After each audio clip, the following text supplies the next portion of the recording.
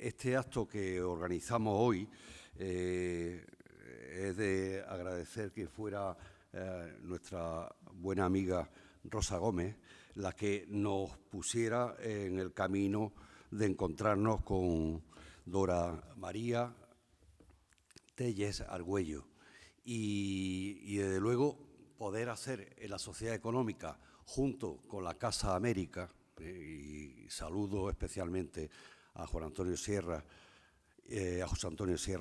y a Jorge Chauca, nuestros coordinadores e impulsores de Casa América, el que estén también participando de esta organización del acto. El acto tiene una importancia y una significación, yo creo que grande, y trato de decir que no es solamente que esté con nosotros una personalidad que tiene una múltiples facetas, como universitaria, académica, historiadora, investigadora, pero sobre todo política fundamentalmente. Y a ello me quiero referir porque es una forma también de que con una fuente directa, con un testimonio personal directo, eso que se llama fuentes orales también, pues que tengamos un acceso al conocimiento de un país hermano tan importante que ha tenido su historia, sobre todo en los últimos 50 años, una historia que a todos cuando éramos jóvenes, y estoy viendo aquí a Miguel Lao y a otros amigos, que cuando éramos jóvenes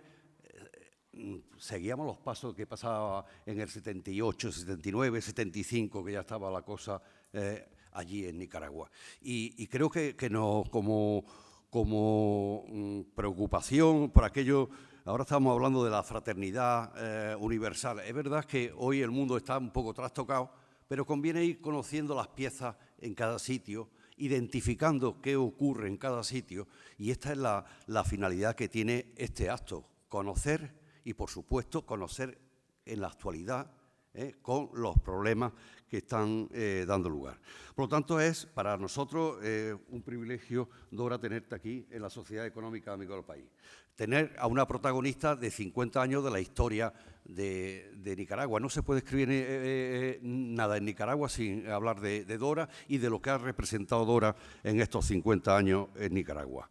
Es, sin duda, la mejor memoria viva que tiene Nicaragua, que lo junta con la vocación investigadora e historiadora, fundamental para esto. Yo creo que ella, cuando decía fundamentalmente también como política, porque ha hecho un gran esfuerzo que la ha convertido en un símbolo de la defensa de la libertad, de la defensa de los derechos humanos y, por supuesto, de lucha por su pueblo, por el pueblo de Nicaragua, por los grupos indígenas también de Nicaragua.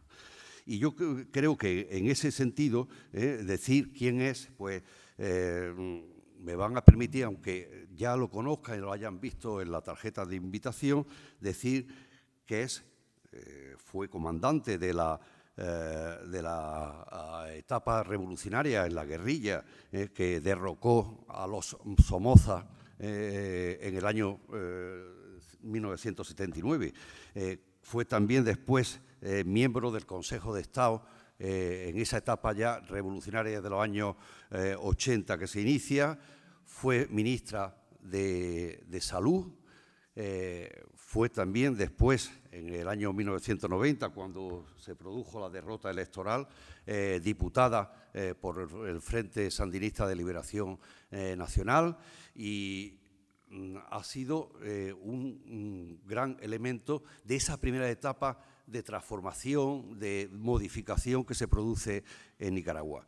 Pero ha participado también en esa segunda etapa, en donde no solamente hay un cambio en el 1990, de cambio por las elecciones de gobierno, de régimen, volver a una involución que se produce, y al mismo tiempo la fuerza que había sido, la fuerza revolucionaria, el motor que había sido capaz de esto, pues empieza a replantearse, a cuestionarse, y un gran debate que yo creo que también nos lo señalará a continuación.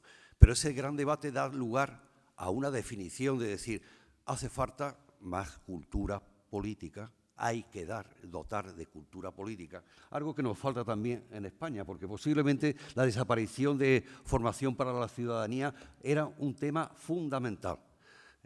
Y yo creo que hay que dotar de ciudadanía, de los valores, de los principios, si queremos tener ciudadanos conscientes y comprometidos con su realidad. Y de ahí el tema de lo que se planteó, que yo creo que me parece que es muy adecuado también decirlo, que era la búsqueda de la democratización, no solamente del gobierno, sino sobre todo la democratización de la fuerza política en la que tú vives, en la que tú militas y en la que tú trabajas. Y yo creo que ese fue el gran esfuerzo, el gran desafío que junto con otros elementos sandinistas, entre ellos Sergio Ramírez, acometisteis esa democratización y renovación del sandinismo. Ese movimiento renovador sandinista hoy se conoce como un partido que existe como UNAMOS, que es la Unión Democrática Renovadora. Y creo que es la gran opción y de la que vamos también a tener un poco conocimiento de lo que ocurre. Mira, yo quiero decir que tenía por aquí escrito todo lo que, pero yo creo que es más importante leerla a ella, escucharla a ella, perdón, leerla también, y recomiendo una entrevista que le hizo, me parece que es El Confidencial, lo comentaba ahora con... Sí, en el 2023, una entrevista que le hace Carlos Fernando Chamorro, preciosa, y creo que ahí sale todo lo que es también el pensamiento, sale toda la historia que ha vivido y que ha sentido con sentimiento.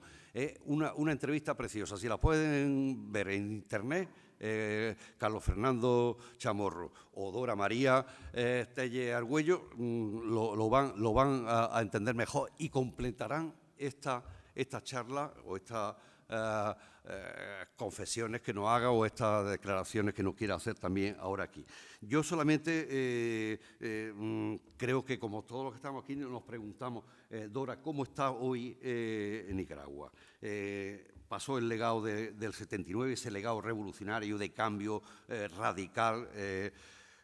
Hubo después un fracaso, fue una frustración, sirvió. Seguro, como en todo movimiento histórico, algo hubo de provecho, seguro. Pero realmente después hubo la transición en 1990 hacia atrás, una involución más que una transición.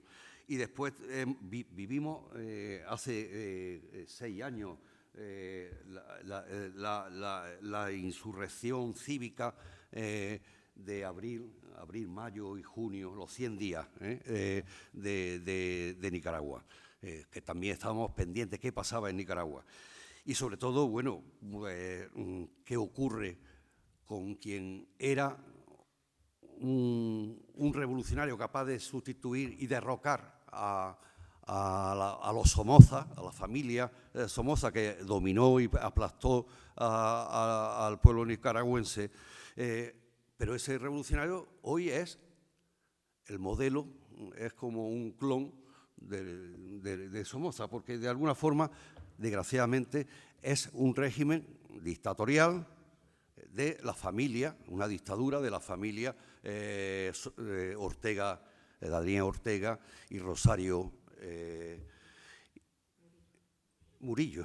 Sí, ya está por ponerle ya los nombres. Y yo me callo y creo que escuchamos todos a Dora con mucho interés, y agradecerte que estés aquí con nosotros, que hayas hecho este esfuerzo y que no vamos a olvidar el tenerte aquí en esta tribuna, por la que pasó también hace como 17 años Marta Jarneque.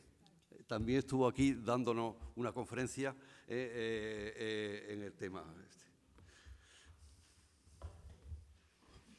Bueno, muchas gracias. Muchas gracias a la Sociedad Económica por ser nuestro anfitrión aquí hoy, y a Rosa, que ha trabajado en la organización de esta conversación. Sí. Y muchas gracias a ustedes por estar aquí en Alerta Naranja.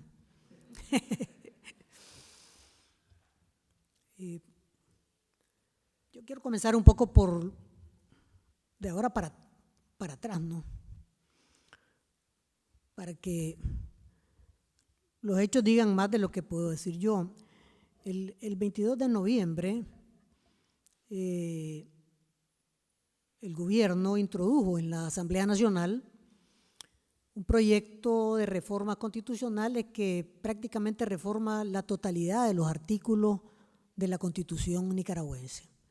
Ya había habido una reforma en el año 2014, pero esta es una cosa completamente masiva, simulando ser una reforma parcial, pero en realidad se trata de un cambio total. ¿Cuál es el núcleo de esa reforma? Bueno, esa reforma hace lo siguiente, ¿no? Convierte en principios fundamentales de la nación nicaragüense la paz y la seguridad y borra como principios fundamentales el Estado democrático y social de derechos. Este es un primer tema en el cual el principio fundamental de la nación nicaragüense es paz ahora y seguridad. Y esto evoca un poco todo el tema de la doctrina de seguridad nacional de los años 60, 70, pero va un poco más a fondo. Luego hace un cambio importantísimo en los derechos humanos, políticos, laborales, etcétera, de los nicaragüenses, que desde la Constitución de 1987, que es la Constitución matriz, pues eran realmente unos derechos extraordinarios. La Constitución de 1987, promulgada durante la Revolución, era la carta constitutiva más extensa y precisa en materia de derechos para los nicaragüenses. Pero esta reforma prácticamente liquida una parte de los derechos y el resto los deja a medio camino o subordinados a la paz y la seguridad. Es decir, puede haber libertad religiosa siempre que las iglesias se sometan a los principios fundamentales y rompan sus vínculos con el extranjero. Y así, ¿verdad? Van todos los derechos que fueron completamente mutilados en esta reforma. Pero el núcleo de la reforma es el cambio en el sistema político. Es decir, además de mutilar los derechos, alterar los principios fundamentales de la nación nicaragüense y significativamente eliminar lo de democrático, ¿verdad?, y de mercado, el centro de la reforma tiene que ver con el cambio en el sistema político y la confesión por escrito de que este sistema político pasa a ser ahora una dictadura, porque planteado de la manera siguiente, el articulado establece que el pueblo ejerce, el dueño del poder es el pueblo y el pueblo ejerce el poder a través de la presidencia de la República. Y la presidencia va a estar ahora integrada por 2 copresidentes, o sea, Daniel Ortega y su esposa. Y esta presidencia subordina el gobierno, el sistema judicial, que deja de ser poder judicial, el sistema electoral, que deja de ser poder electoral, y todo el resto del aparato de Estado. Es decir, hay una explícita decisión de modelar en el sistema político nicaragüense una dictadura que ya no simula ser una democracia. No, ahora ya se descubre completamente a nivel del cuerpo constitucional como una dictadura. Y una dictadura obviamente monopartidista. No hay ni un solo partido político más en Nicaragua. y una dictadura que subordina obviamente también el ejército y la policía. Esto es muy llamativo por varias cosas. Primero, porque toda la mutilación de derechos se había ejecutado, se venía ejecutando en la vida real. En Nicaragua no existe desde hace años ningún parámetro legal que se mantenga en pie. Y cuando les digo esto, se los digo en todos los terrenos. Es decir, usted puede caer preso y la ley dice que tiene derecho a un abogado y puede no tener nunca abogado. La ley dice que puede tener derecho a ver a su familia y puede no ver nunca a su familia. La ley dice que tiene 72 horas para pasar al juez y puede no ver al juez hasta meses después.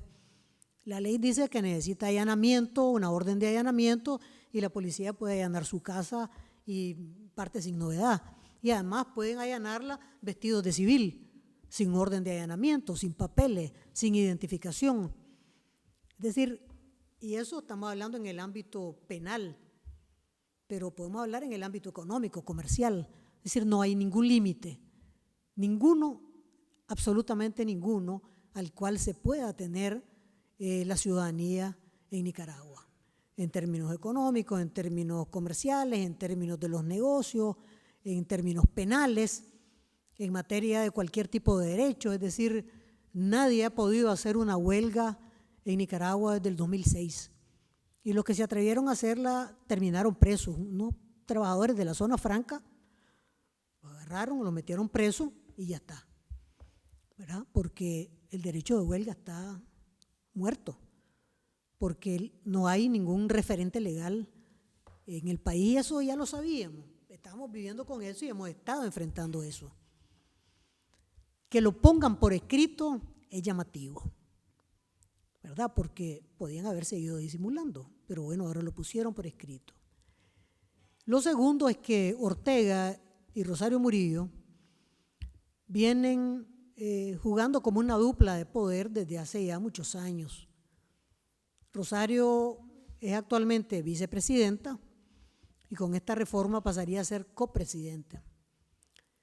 Eso quiere decir de que Rosario Murillo pasa a tener poder total, con un Daniel Ortega que está disminuido en sus facultades físicas y disminuido en sus facultades mentales, porque no está tan viejo, pero ha estado muy enfermo durante muchos años, ¿verdad?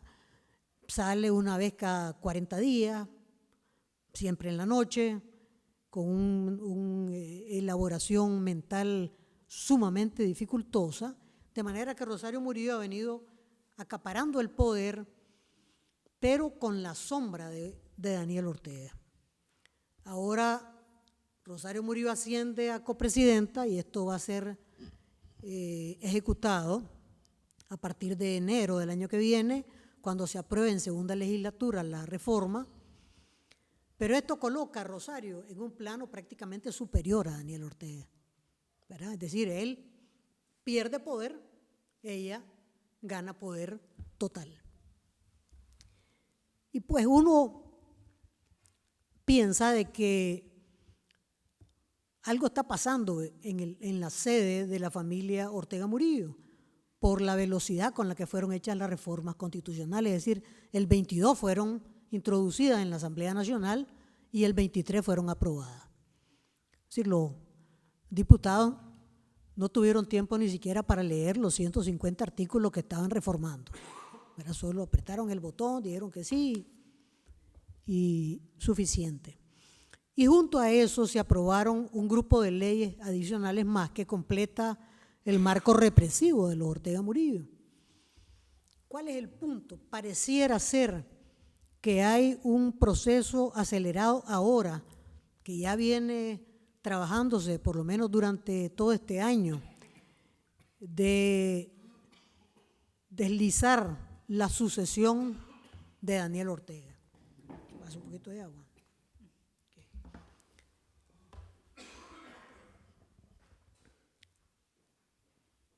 Ya desde principios de este año se viene notando el un traslado, ¿verdad?, hacia Rosario Murillo, que ha tenido como consecuencia la eliminación del círculo de poder de la gente afín a Daniel Ortega y sustituido por gente afín a Rosario Murillo.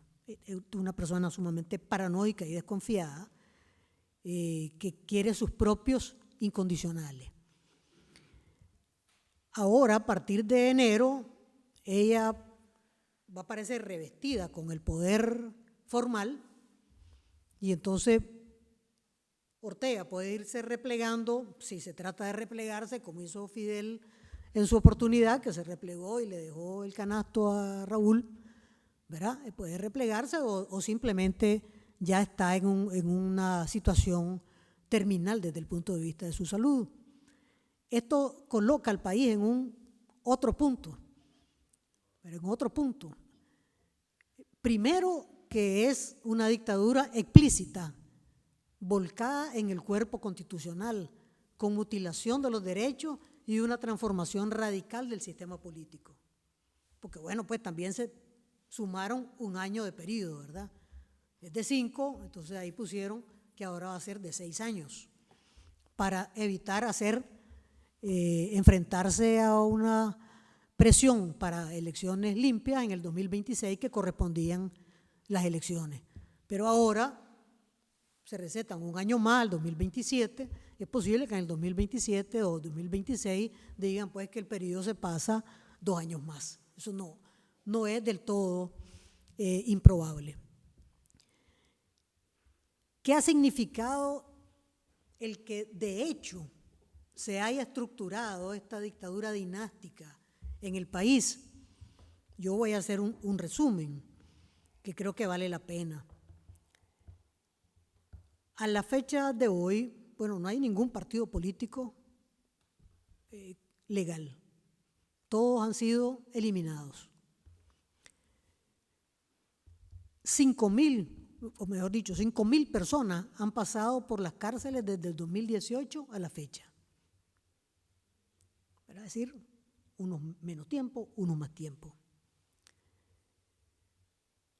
3.500 organizaciones no gubernamentales, todos los movimientos sociales, absolutamente todos los movimientos sociales están liquidados, sus propiedades confiscadas, sus oficinas cerradas y sus, digamos, oficinas trasladadas al gobierno, sus bienes incautados.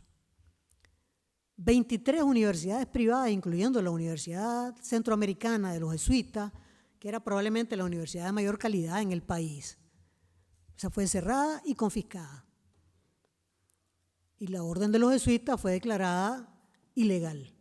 Todavía quedan algunos jesuitas ahí, pero bueno. Es decir, no existe legalmente la orden de los jesuitas en Nicaragua.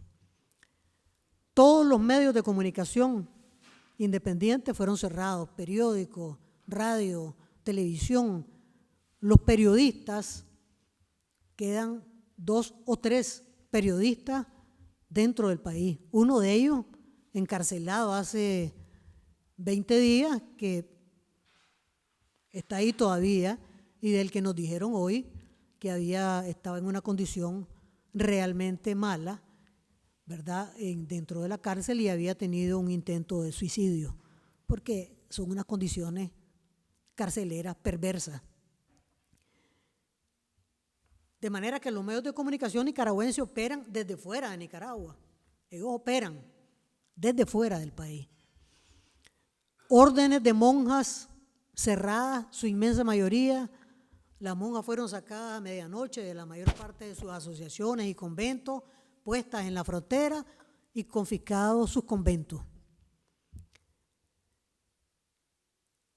Sacerdotes de la diócesis de Matagalpa, el 70% de los sacerdotes desterrados o encarcelados. 4 obispos están en el destierro, 3 estuvieron presos por hablar.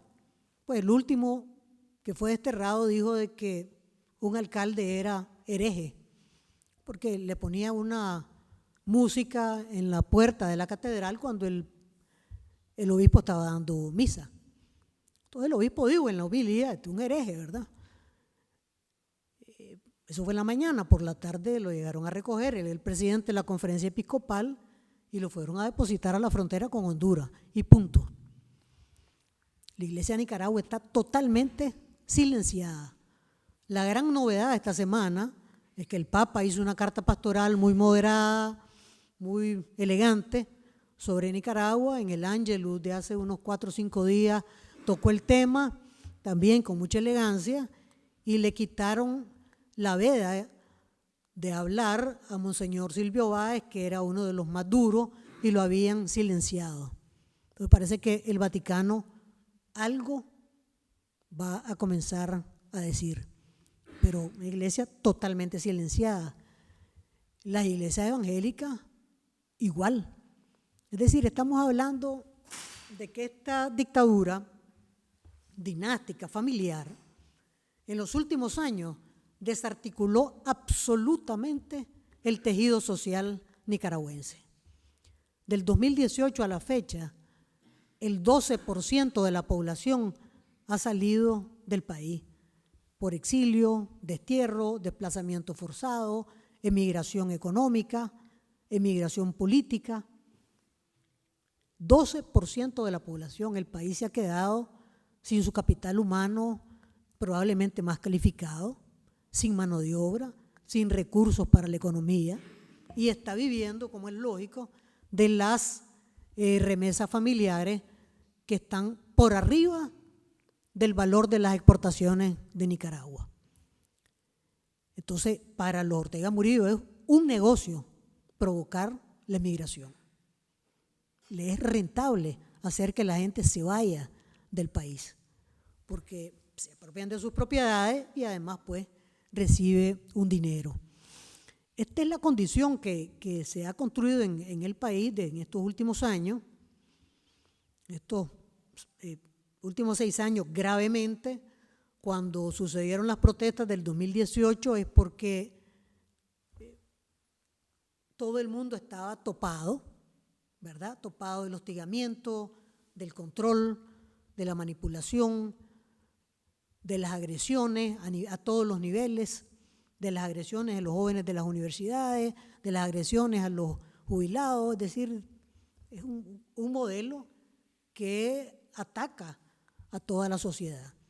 Los jóvenes en las universidades perdieron la autonomía, las municipalidades perdieron la autonomía, es decir, todo el andamiaje. La autonomía universitaria es de 1960 y pico. Es decir, la autonomía universitaria era una catedral en Nicaragua. Yo llegué a estudiar en la universidad en 1973, después del terremoto, y la autonomía universitaria era la que nos defendía a nosotros de poder hacer debate dentro de la Universidad Nacional. Porque aún la dictadura de los Somoza no osaba meter la guardia dentro de las universidades. Pero la autonomía universitaria está liquidada completamente. Y a todos los jóvenes que pudieron ubicar, que participaron en las protestas de abril del 2018, les eliminaron su récord académico. Aquí hay muchachas y muchachos estudiando en España que no pudieron sacar su récord académico porque les dijeron que no existe. Simple y llanamente lo borraron de los libros. Borraron los títulos de abogado. Aquí está Ana Margarita sin su título de abogado, Sergio Ramírez, su título de abogado cancelado y borrado de los registros. Es decir, es un genocidio civil. Si hay una persona que se atreva a decir que quiere salir del país y es funcionario público, termina preso. Y tenemos, pues, evidencia suficiente. ¿Qué es lo nuevo? Lo nuevo es que el proceso sucesorio viene, pues, como siempre, ¿no?, con purgas. Purgas dentro de la policía, cuadros policiales que han sido apresados, sacados, empillamados, purgas dentro del sistema judicial, ¿verdad?, que es para el control total del sistema judicial, pero hay unas muy interesantes que es en el entorno de Daniel Ortega. El jefe de escolta, Daniel Ortega, fue despedido, le dieron una baja deshonrosa, lo echaron preso y lo confiscaron. Jefe de escolta de 40 años, ¿verdad? Porque en lo que se especializan los Ortega Murillo es en los mensajes. El mensaje es que ni aún el jefe de escolta, Daniel Ortega, que conoce todos los secretos de Ortega, tenía cierta protección. Es decir, el mensaje es: todo el que se oponga a este modelo, poquito o mucho, va a pagar cara a las consecuencias. Y eso pues ha tocado también, aparte de los amigos que eran amigos cercanos de Ortega, que también han sido purgados y perseguidos, y finalmente apresaron al hijo de Carlos Fonseca y a su esposa, que eran orteguistas. Incluso cuando los apresaron eran orteguistas. Tenían un grupo de WhatsApp, de esos grupos de WhatsApp, de platicaderas y cosas, que se llamaba La Comuna, con unos funcionarios públicos incondicionales del Frente Sandinista. Y un día llegaron, los capturaron, dejaron a Carlito Fonseca y a la esposa en la casa por cárcel. A los otros de La Comuna se los llevaron preso. Después se llevaron preso a Carlos y se llevaron presa a la esposa, y los de La Comuna fueron condenados a 15 años de cárcel, y nadie sabe por qué delito. Y además es imposible saber, porque eran totalmente incondicionales del régimen. Tal vez comentaron algo en ese grupo de WhatsApp, tal vez un chiste, tal vez un meme, quién sabe, pues, o tal vez una crítica a Rosario muy fina. 15 años de prisión. Después ahora acaban de sacar a Carlos Fonseca y a la esposa y los regresaron de nuevo, casa por cárcel, a su casa.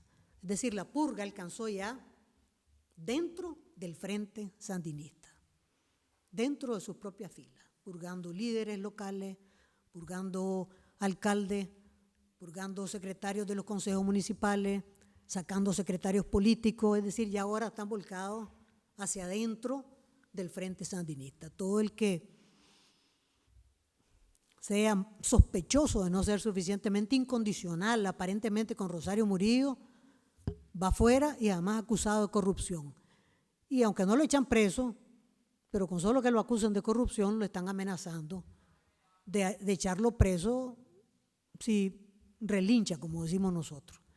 De manera que ese es el panorama que tenemos en el país. Hacer resistencia es difícil, muy difícil, porque la gente tiene asedio policial.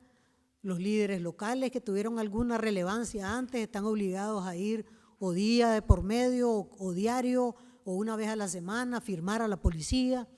La policía llega a las casas permanentemente, es decir, tienen una condición de asedio y hostigamiento permanente. Una situación sumamente compleja que, pues, yo pienso que tiene toda la sintomatología de los procesos de descomposición finales de una dictadura, que tiene que ver con este hecho de la pérdida de poder de Daniel Ortega, la apropiación de poder de Rosario Murillo, que tiene poca base social, y lo que eso puede significar en materia de represión, que sin duda va a ser sumamente grave en los próximos tiempos. ¿Qué ha pasado con el Frente Sandinista? El Frente Sandinista, que en 1990 y en el 2000, digamos, tenía entre el 30 y el 35% de respaldo medido en encuestas, ¿verdad? Y habitualmente en las votaciones, la última encuesta, bueno, cuando nos echaron preso a nosotros tenía 22%, junio del 2021. Y caímos presas porque querían evitar ir a elecciones. Entonces, echaron preso a todos los que encontraron, a todos los precandidatos presidenciales y a todos los aspirantes a precandidatos presidenciales. dirigentes de partidos políticos, periodistas, empresarios, es decir, fue una barrida general. Y entonces evitaron hacer el proceso electoral. En ese momento ellos registraban un 22% de respaldo en la calle, medido en encuestas. Hace un año, hice unas últimas mediciones, estamos hablando entre el 13 y el 15%. Es decir, esto es una erosión de la base del Frente Sandinista que abandona a los Ortega Murillo, aunque se siga considerando como miembro del Frente Sandinista, pero tomando distancia del régimen y tomando distancia de esta dictadura dinástica. Obviamente, eso que nosotros sabemos lo saben ellos. Es decir, por eso es que se mantiene sobre la base del terror y la represión y de un sistema basado en el miedo y el control total, porque no tienen una base social más que un mínimo de incondicionales que también sirve para engrosar las fuerzas paramilitares que la sacan cuando necesitan hacer represión a gran escala. ¿Cuál es la salida? Es la gran pregunta. O sea, es una cosa difícil de responder. Nosotros, pues, en general, el liderazgo opositor ha coincidido en que la única salida es política, ¿verdad? No hay posibilidad de una salida armada, o al menos nadie la desea. Eso no es la tonalidad que hay en Nicaragua en este momento, y no sería tampoco la manera adecuada de salir de una crisis como esta.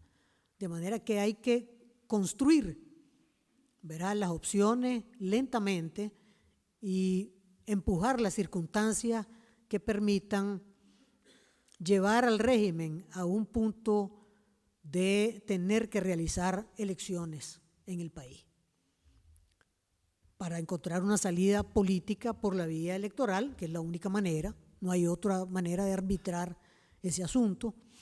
Es decir, nadie puede resolverlo con el dedo, nadie lo puede resolver desde fuera, nadie quiere que sea resuelto desde fuera, de manera que hay que ir trabajando para el tiempo en el cual se vayan a producir los cambios, que yo francamente creo que puede ser un tiempo relativamente corto, porque por ese proceso de descomposición tan acelerado que tienen en la estructura de poder. Pero bueno, esto es, digamos, mi pensamiento, que siempre ha sido optimista, y que, pues, si no fuera tan optimista, tal vez no me mantendría en el punto, ¿no? Porque cuando uno es pesimista tiende a salir en carrera. Así es que para efectos de estarla peleando, uno siempre es mejor ser optimista, aunque no la pegue, pues, porque de todas maneras, cada día que pasa, pues es un día que pasa. Pero eso así es. En la cárcel había un preso que decía ahí que un día más, decía un día más, se agobiaba terriblemente. Entonces, por señal, le indicaba yo, no es uno más, es uno menos, ¿verdad? Porque ya había pasado. De todas maneras iba a pasar, ya había pasado, ¿verdad? Entonces, aquí estamos en un día menos, en efecto, ¿verdad? No es un día más de la dictadura, no, es un día menos, porque se va a acabar. El punto que es cuando, pues ya eso es un asunto de la cabala, pues, no sé, de la adivinanza, pero en materia de pelear, digamos, un espacio democrático en Nicaragua, de todas maneras uno tiene que mantenerse en el punto, aunque el tiempo se alargue un poquito más o un poquito menos, pero pues yo ya vi esta película, pues. Yo sé de que hay momentos en que la dinámica política se acelera notablemente. En 1978, antes del asesinato de Pedro Joaquín Chamorro, parecía que no pasaba nada. Parecía que no pasaba nada. Y un año y medio después, la dictadura más longeva de América Latina se había acabado. Por una coincidencia importantísima de factores, pero se había acabado. Es decir, se aceleró el proceso político repentinamente. Y entonces, pues, lo que planteamos es que hay que estar listos para ese momento y que se acelere el proceso político, pero hay que alistarse con unos grandes costos. Esta semana, a partir del 22 de noviembre, junto con la reforma constitucional, hubo un encarcelamiento de unas 40 personas, líderes locales, ¿verdad? Y digamos que son los temores que tiene el régimen permanentemente a que haya un nuevo levantamiento popular. Hoy sacaron a una parte de los presos, pero todos van condenados al silencio. Usted abra la boca y vuelve para adentro, ¿verdad? Lo llamativo es que lo sacaron, porque no lo han estado haciendo, han estado desterrando a algunos presos. Pero pues las señales internacionales son complicadas. Voy a cerrar con este comentario. No se sabe qué esperar de la administración Trump en su política con Nicaragua. Nadie tiene una idea de cuál va a ser el desenlace de Venezuela, que sería muy importante para Nicaragua también. Y está pues en este periodo. El día de ayer, la administración, el día antier, el 10, la administración Biden ordenó una investigación comercial de la Secretaría de Comercio sobre violaciones a los derechos humanos en Nicaragua y al Estado de Derecho, que puede llegar a afectar el Tratado de Libre Comercio entre Nicaragua y los Estados Unidos. Y esto sí puede ser un mensaje bien fuerte para el régimen de los Ortega Murillo, porque todo el resto de mensajes en realidad se soplan, ¿verdad? La Unión Europea ha aplicado sanciones individuales, los Estados Unidos han aplicado sanciones individuales y pues a los Ortega Murillo eso ni le re ni le fa. No les importa, en realidad. Es decir, no los toca grandemente. Sus hijos salen por la puerta de Cuba, por la puerta de Rusia, se van a hacer sus vueltas por ese lado, es decir, tienen sus tarjetas de crédito MIR y tienen montado su modelo financiero hacia Rusia y hacia China, de manera que pues no les hace daño. Y todo el resto son unas maletas de dinero y bienes en activo. Sí, porque los Ortega Murillo se han convertido en la familia oligárquica más rica del país. Es una cosa realmente de una corrupción tremenda. Entonces, no está clara cuál es la política de la administración Trump. De eso hay dos cosas de interés para Nicaragua. Uno, el tema migratorio. Hay unos 800,000 nicaragüenses en Estados Unidos, 150,000 deportables, es decir, que no tienen papeles ni están tramitando el asilo, que pueden ser deportados, y 15,000 que pueden estar en fila para este año, ¿verdad? Para ser deportados este año, según dicen los expertos en materia migratoria, que tiene diálogo interamericano. Y lo otro es las remesas familiares. Los republicanos están hablando de aplicar un impuesto o una tasa de entre el 10 y el 50% de las remesas familiares. Es decir, que cada persona que mande $100 a Nicaragua puedan quedar o 10 o 50 dólares en los Estados Unidos al gobierno federal para financiar gastos vinculados a la migración ilegal. Dicen el grupo republicano cercano a Trump que está completa y absolutamente disparado en relación a la migración. Y esto probablemente ya no sea como fue en el primer periodo, que ustedes se acuerdan que prohibió la entrada a un montón de gente de distintos países. Ahora esto es, o el muro, pues, que siempre fue una cosa un poco tontoneca.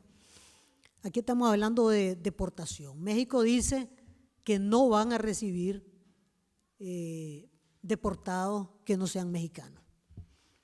Panamá dice que no van a recibir deportados que no sean panameños. Y no tarda todo el mundo en decir lo mismo, que no van a recibir deportados que no sean de sus países. Eso pone a los nicaragüenses deportados en el riesgo de ser deportados a Nicaragua. Es decir, pasar de las brasas a la llama, perder los ingresos familiares y correr riesgos a su integridad y a su libertad en Nicaragua. Entonces, pues, hay unas grandes preocupaciones sobre el tema migratorio, porque pues toda esa enorme cantidad de gente se está quedando básicamente en el aire. Costa Rica ha respondido bastante bien al tema de los refugiados y eso. Ahora tenemos un nuevo grupo que son los desterrados y desterrados de facto. El gobierno ha decidido que toda persona que está afuera está en unas grandes listas, que son unas Biblias así, ¿no? Que pide pasaporte porque lo quiere renovar, no se lo dan. Entonces las personas se quedan en donde están sin pasaporte renovado, apátridas de facto. Apátridas de facto. Sin meter a la gente que ya impiden la entrada. Ahorita que veníamos para acá, estaba leyendo que una monja nicaragüense que andaba afuera, una de esas cosas que hacen las religiosas afuera, simplemente le prohibieron la entrada y la acusaron de terrorista. ¿Sí? Traición a la patria, terrorismo, no puede entrar a Nicaragua. Y la dejaron afuera. Punto. Es decir, hay un destierro y una apatridia. Una apatridia real, le quitan los documentos, pasaporte y eso, y una apatridia de facto, que es la que está colocando a mucha gente en una condición sumamente compleja. Nosotros nos hemos encontrado muchos casos aquí en España y estamos pidiendo al gobierno español que proceda, que trabaje un procedimiento para resolver los casos de apatridia de facto, porque es una persona que están prácticamente condenada. A los presas y presos que venimos en febrero a Estados Unidos y a 94 más que también declararon apátrida de los Ortega y nos desnacionalizaron, España nos ofreció la nacionalidad por naturalización, pero solo ese grupo, es una lista taxativa de personas, entre las cuales estoy yo acepté la nacionalidad y soy nacional española, ya a estas alturas, por ese procedimiento de naturalización, que es un procedimiento expedito, pero que solamente, expedito pues, digo yo, porque no tiene trámites tan complejos, aunque nos tardamos un año en obtener el documento de viaje, etcétera, pero no es relevante, pues. Lo relevante es poder contar con un documento de viaje, con una protección nacional, ¿verdad? Y no estar condenados como apátridas, pues simplemente bloqueados en un lugar. Cuando venía para acá, para España, me llamó por teléfono un periodista nicaragüense y me dice, estoy bloqueado, aquí estoy en un país de América del Sur, estoy bloqueado aquí, he hecho 3 solicitudes de pasaporte, las 3 me las han negado y ya me dieron una denegatoria por escrito. Que yo pues soy traidora a la patria, que apaño el terrorismo y no me van a dar pasaporte y no sé qué hacer porque yo soy periodista, tengo que viajar, no puedo estar parado aquí. Entonces,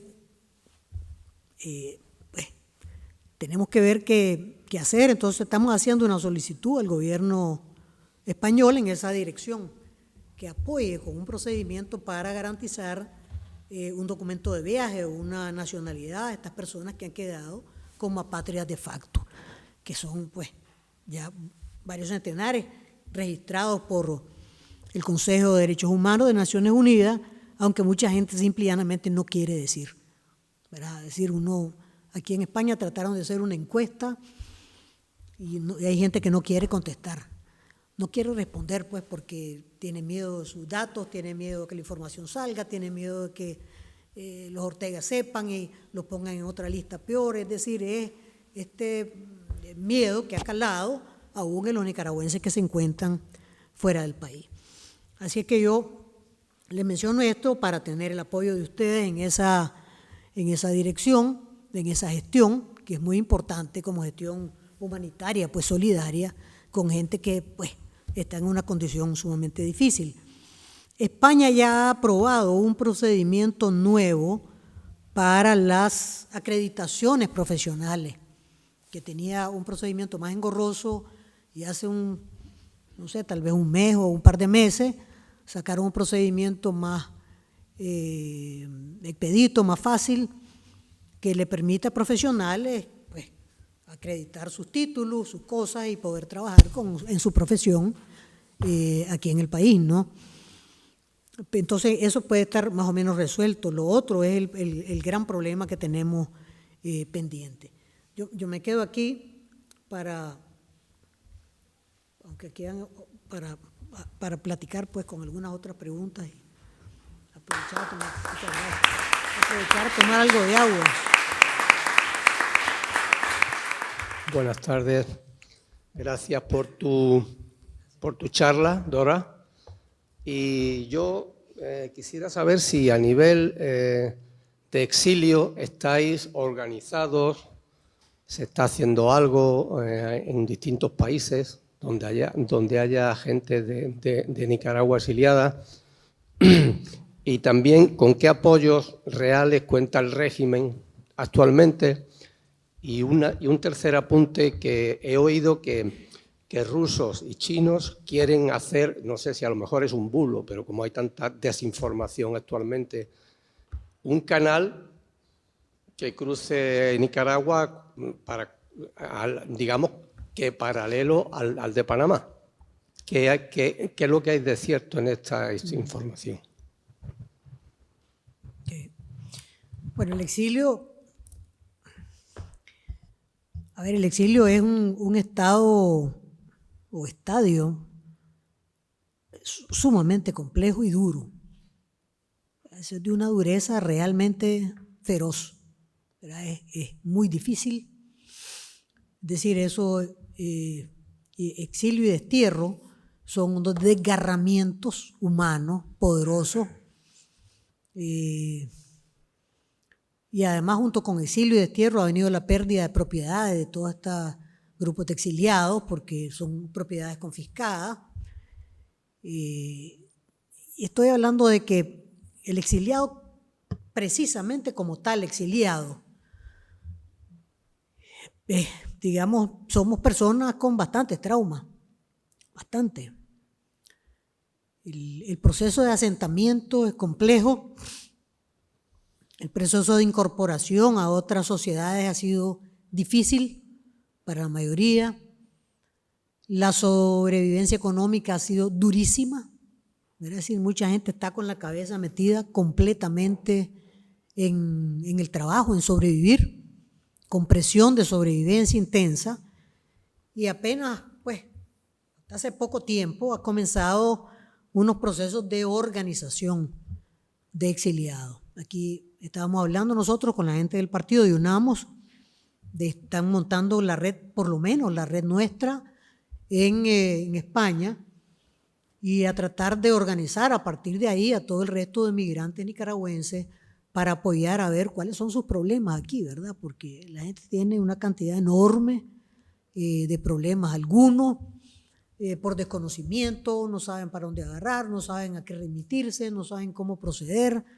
Entonces, ese trabajo de organización, nosotros por lo menos UNAMOS está desarrollándolo ahora en todas partes, porque la organización es fundamental para estabilizar la condición de los exiliados, pero también para crear una dinámica que apoye la lucha que se realice dentro del país. En el entendido, claro está, que solo se puede sacar a la dictadura desde dentro. No hay vuelta de hoja, pues, ¿verdad? Eso, si solo hay presión desde fuera, eso no cambia, pues las cosas no cambian. Tiene que haber un movimiento desde dentro, y eso tiene que pasarse del momento de resistencia al momento de activación de la protesta social de nuevo. Pero las redes del exilio tienen que estar listas, tienen que estar preparadas, tienen que estar sanados, ¿verdad? Los exiliados. Es decir, el grupo al que pertenezco yo, el de los 222 presas y presos que nos sacaron de la cárcel el 9 de enero del año pasado.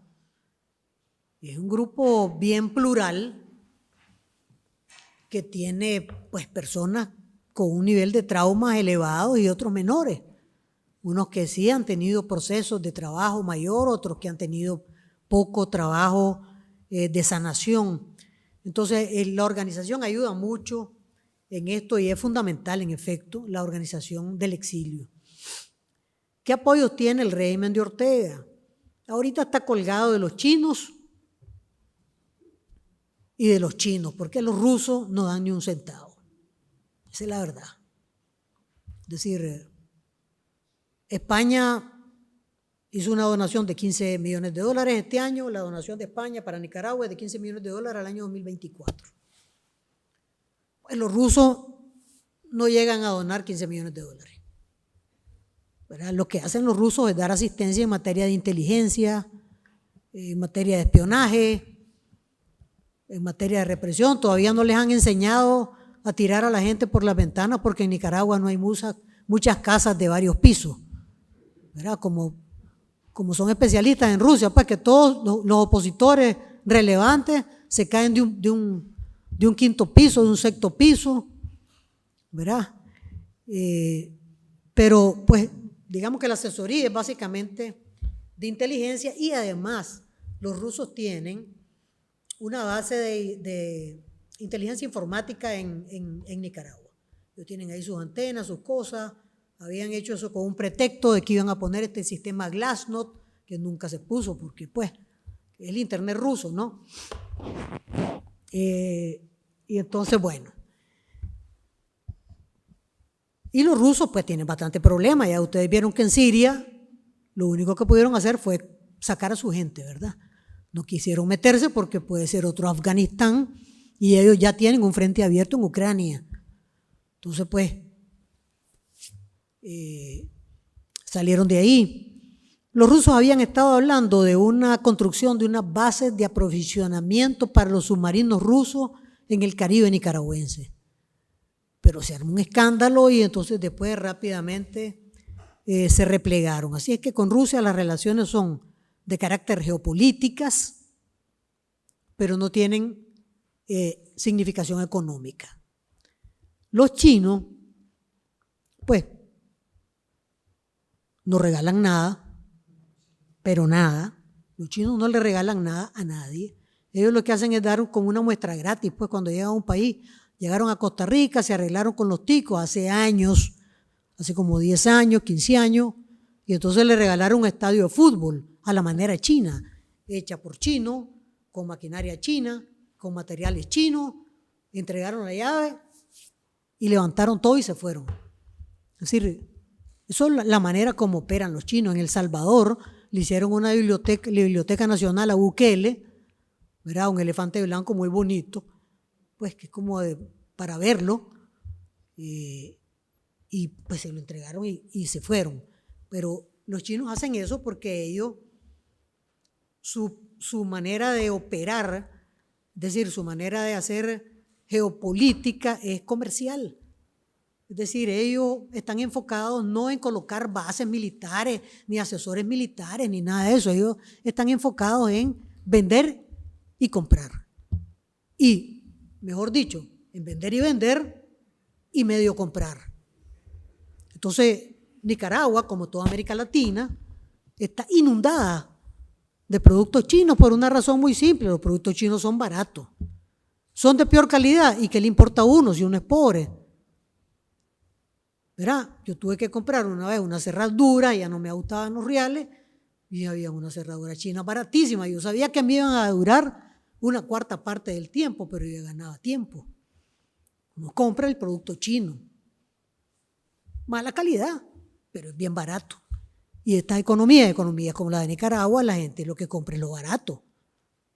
Uno no puede comprar lo que tiene calidad, lo que es caro. Entonces han hecho una invasión pero tremenda de productos, pero ahora la diferencia es que antes era a través del mercado y los comerciantes locales.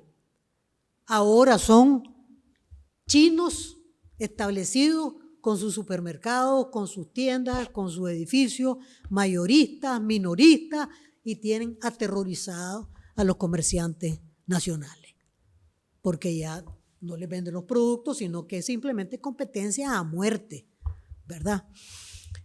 Entonces, eso dentro del paquete pequeño. El paquete grande son las cartas al Niño Dios que hace Daniel Ortega y Rosario Murillo, ¿verdad?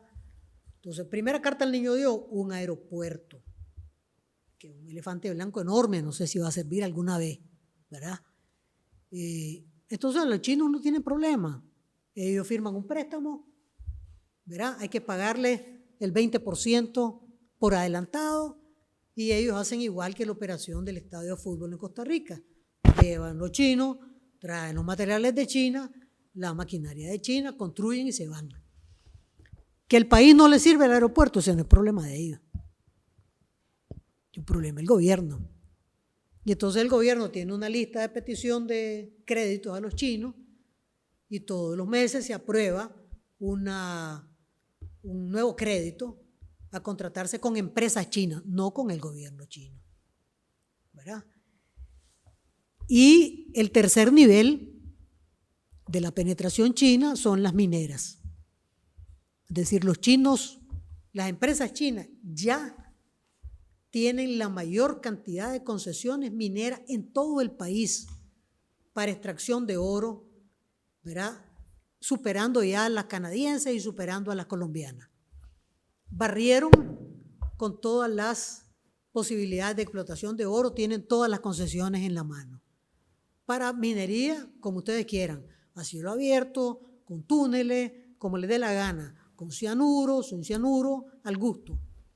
Y como no hay regulación laboral, y como no se puede sindicalizar, y como los trabajadores no pueden protestar, y como los pequeños mineros tampoco pueden decir nada, entonces ese es el negocio perfecto. Una explotación minera en un país que se ha convertido en un gran enclave. Y de por medio, bueno, está el canal. Como en el 2000, me disculpan porque yo tengo problemas con la fecha, sería, ¿cuándo Ana Margarita? La ley canalera. En 2013.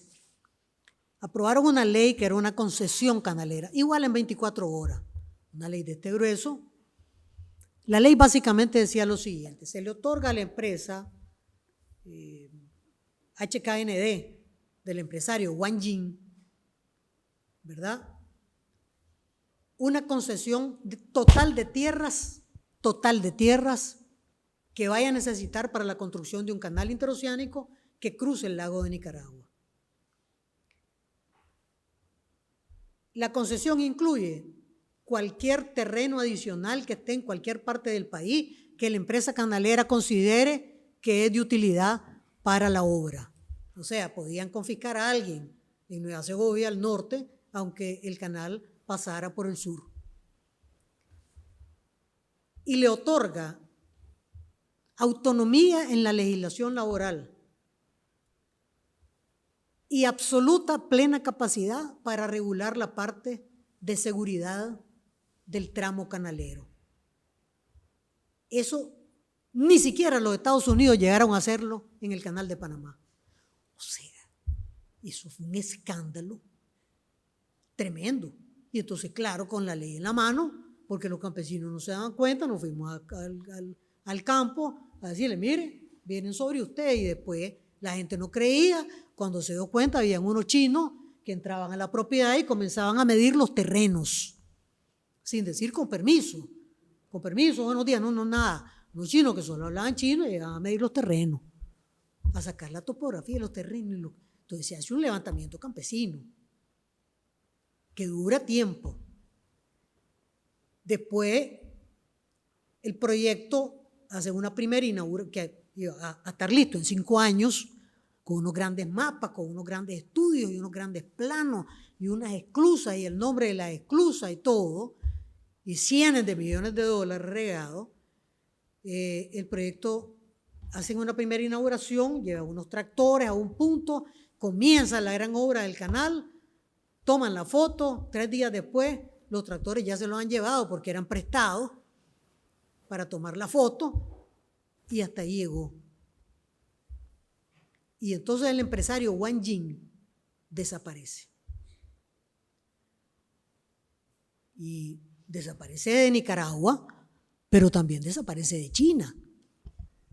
Él había estado como uno de los grandes empresarios chinos en la lista de Forbes y desaparece de China. Y es que dicen que estaba utilizando dinero del ejército chino para unas aventuras, incluyendo la del canal por Nicaragua. Había perdido el dinero y ustedes saben, pues, como que ellos son, pues, bastante elocuentes. Agarraron a Wang Yi desapareció de la faz de la tierra, amén. Nadie volvió a saber nada de él. Entonces, hace unos meses, la ley fue derogada. Y hace unas 4 semanas, Daniel Ortega apareció diciendo que ahora sí va el canal en otra nueva ruta. Y lo dijo en un congreso de empresarios chinos que hubo en Nicaragua. Aquí tienen una ruta, aquí esta es la ruta bárbara, aquí ya no vamos a cruzar el lago, vamos a irnos por arriba, va a tocar un puerto de aquí, un puerto de allá. Y eso es todo lo que se sabe de ese nuevo proyecto, que es, pues, la isla de la fantasía. Es decir, si algo se especializa a los Ortega Murillo es en vender mentiras. Venden fantasía, ¿verdad? Entonces otra vez fumaron la fantasía. Pero el gobierno chino nunca ha dicho que ellos están dispuestos a hacer ese canal. Es más, le dijeron cuando estaba firmada la otra carta canalera, el presidente Xi Jinping le dijo al presidente de Costa Rica, Carlos Alvarado, porque Carlos le preguntó, le dijo, no, el gobierno no está metido ni tiene interés en un canal de esta naturaleza. Pero ya, además los chinos están construyendo hoy, ¿verdad? Que ya va a estar listo, un enorme puerto en Perú, ¿verdad? Con el que van a operar toda el área del Pacífico, pues. O sea, no sé si tengan ganas o interés de meterse en semejante cosa a los chinos, pero lo del canal es a estas alturas, una pura fantasía, ¿verdad? Entonces, ¿de quién depende económicamente el régimen? Esa parte es importante. El Fondo Monetario, el Banco Mundial y el Banco Centroamericano de Integración Económica todavía le dan dinero, ¿verdad? Algunos países todavía le dan unos centavos.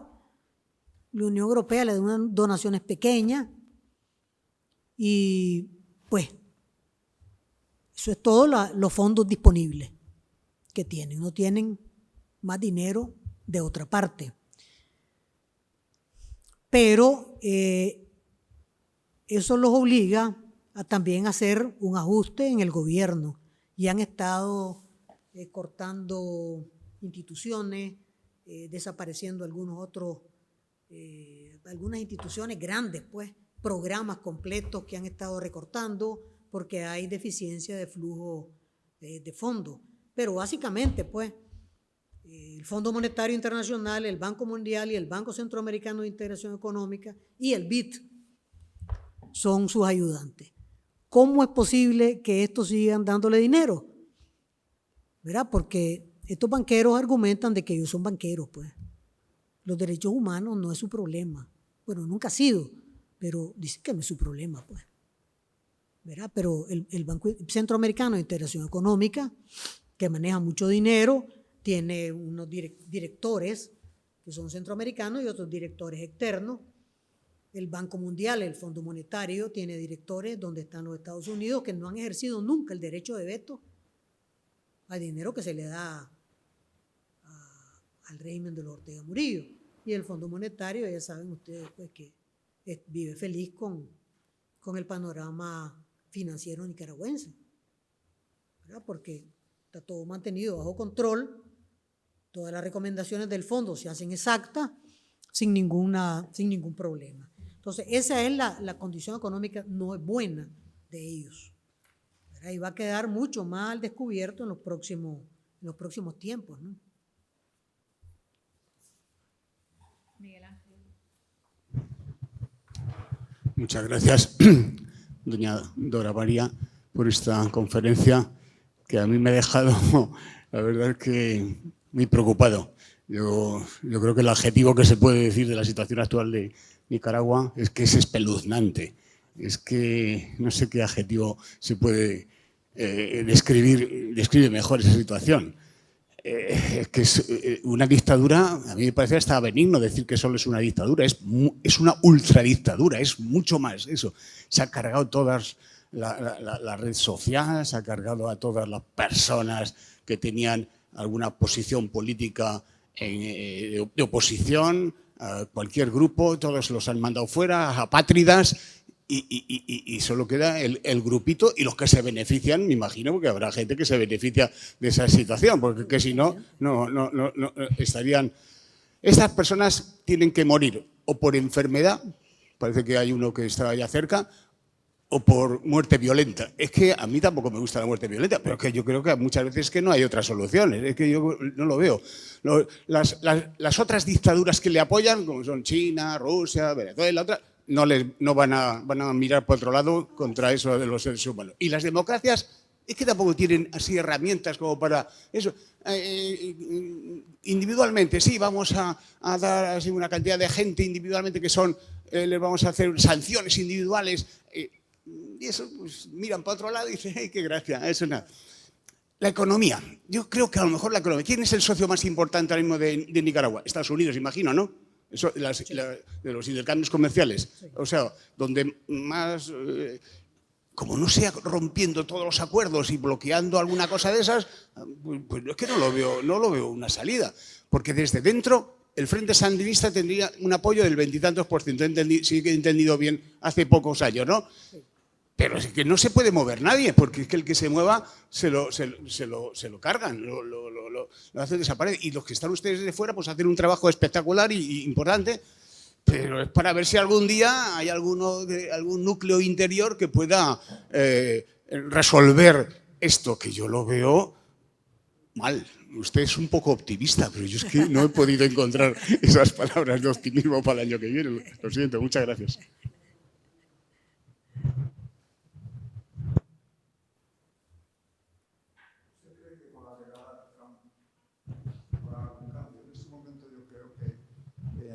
En la prensa se habla muy poco de Nicaragua. De la misma manera que con Maduro últimamente se habla cada vez menos.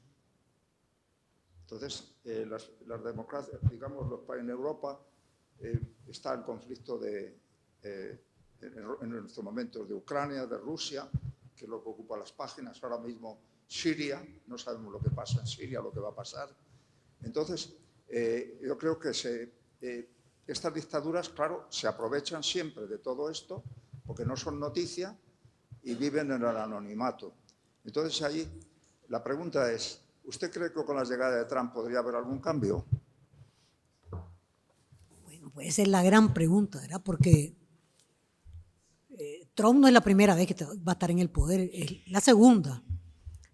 Y la primera, pues básicamente no pasó nada, amenazó pues que vamos a acabar con el eje del mal, que no sé qué, que no sé cuánto, pero, y además digo aquella frase famosa, todas las opciones están sobre la mesa, digo sobre Venezuela, y ahí siguen sobre la mesa las opciones, pues no pasó nada.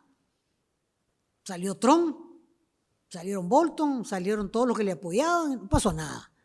Es decir, Trump tiene una agenda total y absolutamente personal, y su agenda actual es aislacionista, en primer lugar, ¿verdad? Es decir, él quiere resolver varias cosas y las quiere resolver a la manera que él sabe que funcionan.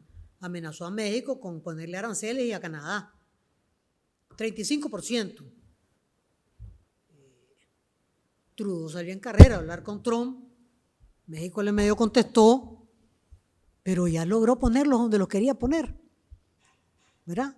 Decirle, pues, van a renegociar conmigo otra vez el tratado. Sí, le digo, sí, dice, no detienen el fentanilo y si no detienen la migración. Es decir, o son mi policía o yo te pongo el 35% de aranceles. Entonces, la política de Trump con América Latina es un misterio enorme. lo más claro que hay, porque pues, para los Estados Unidos, Ucrania, todo el mundo está claro de que Trump está dispuestísimo a ceder Ucrania, un pedazo de Ucrania, y tranquilo. Yo, cuando hablan de ceder un pedazo de Ucrania y quedarse todo el mundo tranquilo, solo me acuerdo de 1938, yo no había nacido, pero me acuerdo, 1938, cuando Hitler se comió Checoslovaquia y parecía que solo se iba a comer Checoslovaquia. Después se comió Polonia, parecía que solo se iba a comer Polonia. Y después comenzó ya la peor parte. Es decir, no es cierto que Putin, si logra comerse un pedazo de Ucrania, no decida pasado mañana irse a comer los países bálticos. Otra vez, porque son unos países pequeños, que por qué se nos separaron, que no están haciendo nada, comételo. ¿Qué me importa a mí? Metan el ejército. ¿Qué va a hacer Europa? ¿Qué van a hacer los Estados Unidos? Si entregan un pedazo de Ucrania y obligan a Ucrania a firmar una paz cediendo un tercio de su territorio, es una cosa peligrosísima, pero a Trump no le importa en absoluto.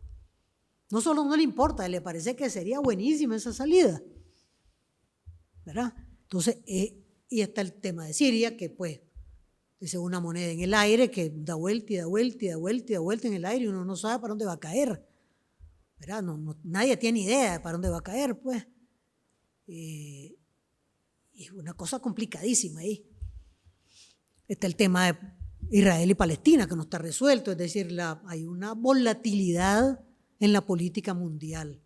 Hay una tendencia mundial al autoritarismo populista o al autoritarismo sin populismo, pelón, ¿verdad? Pero es una tendencia mundial y hay que reconocer que a Trump le gusta arreglarse con dictadores. Le gustan los hombres fuertes. Eso le encanta, ¿verdad? A Trudeau le dijo gobernador. Gobernador. Entonces, la única señal que hay de la política para América Latina y por tanto a Nicaragua es el nombramiento de Marco Rubio como secretario de Estado. Marco Rubio es hijo de cubanos salidos de Cuba. O sea, tiene sangre en el ojo con Cuba, pues eso ya está claro. Pero Marco Rubio ha sido un gran promotor de la ley Renacer, que es una ley que amenazaba con sanciones a Daniel Ortega si no habían elecciones libres, que nunca se aplicó. Es decir, la ley establecía que si no habían elecciones limpias, Nicaragua debía salir del Tratado de Libre Comercio con los Estados Unidos, que en efecto es lo único que les duele. Lo único. Pero nunca se aplicó. Pero Marco Rubio es de los promotores de esa iniciativa y conoce perfectamente el caso venezolano. El segundo, el subsecretario que acaban de nombrarlo antier, es una persona que creció en Venezuela, él es norteamericano, crecido en Venezuela porque su papá era diplomático, de manera que él habla español, tiene, digamos, comparte ciertas cosas culturales venezolanas y también ha hecho mucho énfasis en Venezuela, de manera que es rarísimo que con la situación mundial Trump haya escogido dos expertos, vamos a decirle de esa manera, e interesados en América Latina para esos dos cargos. Pero de ahí no se sabe nada más. Nada más. Lo único que está sucediendo ahora importante es que la administración Biden deja montada la investigación desde la Secretaría de Comercio sobre violaciones a los derechos humanos y sobre violaciones al Estado de Derecho y violaciones a la legislación laboral, que debe estar produciendo un reporte ya cuando esté la nueva administración. De manera que le va a tocar a Trump decidir si aplica las sanciones comerciales establecidas en esa sección o no las aplica. Eso es lo nuevo, por lo menos que la administración Trump está soltando ahora. Y lo otro, pues que ya sabemos, la cosa migratoria, que está todo el mundo aterrorizado con el tema migratorio. Y yo creo que Trump con Nicaragua puede hacer dos cosas. Una de dos cosas. O amenazar a Ortega, si Ortega se sigue prestando el territorio nacional como trampolín de migración. porque es un trampolín, llegan gente de África, cubanos, haitianos, todo lo de América del Sur, pasan por Nicaragua, pagan unos centavos y van cholos, pues van de viaje, ¿no? Y amenazarlo, pues, que si sigue siendo trampolín de migrantes, entonces le va a hacer algo, golpear la mesa. La segunda posibilidad es que le ofrezca un arreglo, muy típico de Trump también, ¿verdad? Las dos cosas. Decir, yo te dejo de molestar y vos frename a los migrantes en Nicaragua. Eso puede pasar. Es decir, ahorita frente a la administración Trump, esa también es otra moneda en el aire. Nadie sabe qué puede pasar. Lo único que se sabe en los Estados Unidos es de que Marco Rubio es la selección más calificada que ha hecho Trump, porque sabe de política exterior. Todo el resto no sabe de los negocios, según lo que dicen los medios en Estados Unidos, no sabe de los negocios en los que se van a meter, pues. Entonces ahí estamos pendientes nada más. Yo quería hacer una pregunta, ¿o quieres hacerla tú antes? Bueno, a ver, yo solo que, una de ellas, luego te quiero hacer otra. Como has dicho, efectivamente, que estamos asistiendo en el mundo entero al aumento de los totalitarismos, y es un discurso clarísimo. Sin embargo, la izquierda cada vez está más fragmentada y cada vez hay más dificultad de tener una conversación sobre mínimos, ¿no? Yo lo he comprobado en este mismo acto. O sea, hay personas a las que las he invitado y tenían sus reticencias. Aparte de lo que nos ha contado, algo, pero más, o sea, por ejemplo, en Nicaragua está prohibido incluso el aborto terapéutico. O sea, está absolutamente prohibido. Bueno, eso y 1000 cosas más que podríamos decir. Y todavía hay personas que tienen sus dudas. Porque tú buscas y aparece como un régimen socialista, porque la gente tiene esa idea romántica, por decirlo de alguna manera, y pasa igual con Venezuela.